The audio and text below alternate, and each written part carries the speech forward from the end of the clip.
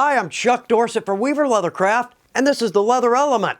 If you've got a good question for us or a good idea for a leather element, drop it in the comment box below. All right, this week, these are cool. We're going to work on some leather toggles. Now, in the spring, I was honored to be asked to teach a class in Sheridan, Wyoming. Well, the requested subject was closures. Well, I had to scratch my head. How am I going to build a class around this? Well, all told, when I sat down to think about it, I came up with 18 types of closures. Yeah, I actually had to boil that down. We're going to look at a couple of them, but today we're going to work on some toggles. These are very cool. First off, no hardware required. Secondly, we can add some color, but the coolest point, simply scrap. These come right out of scrap and they look good. All right, let's step over here and knock one together. There are two ways we can do this. This is my favorite, super easy. This is a little bit difficult. It's got a couple issues. We'll talk about that. But let's go with this route.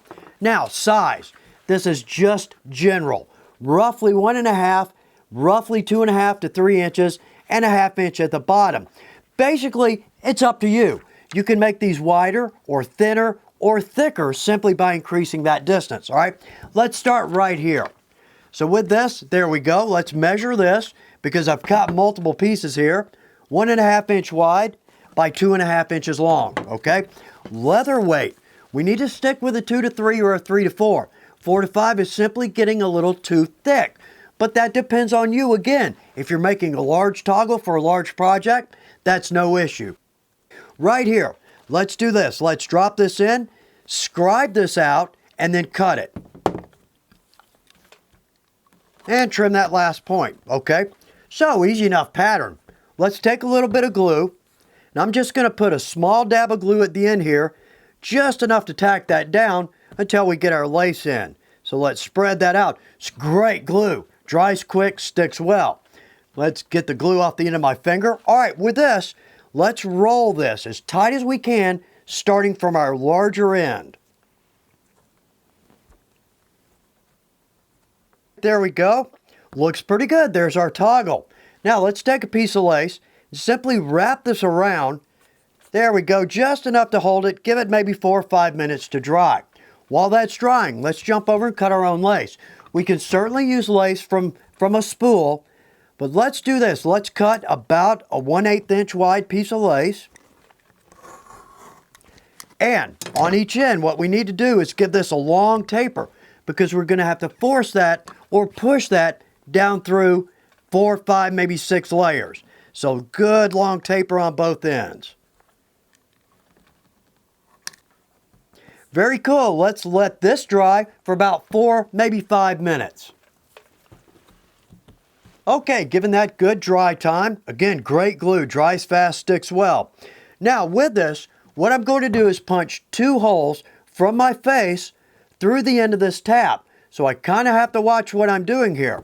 So let's bring this around. I'm going to drop my tube on the front, and I can see my anvil is on the back. So therefore, let's punch that, and then we'll do the same on the other side.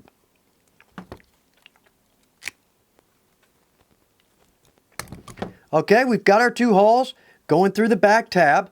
Let's take an awl and force those holes open.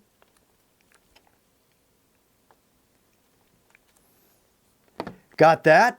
Let's take our lace and push this through.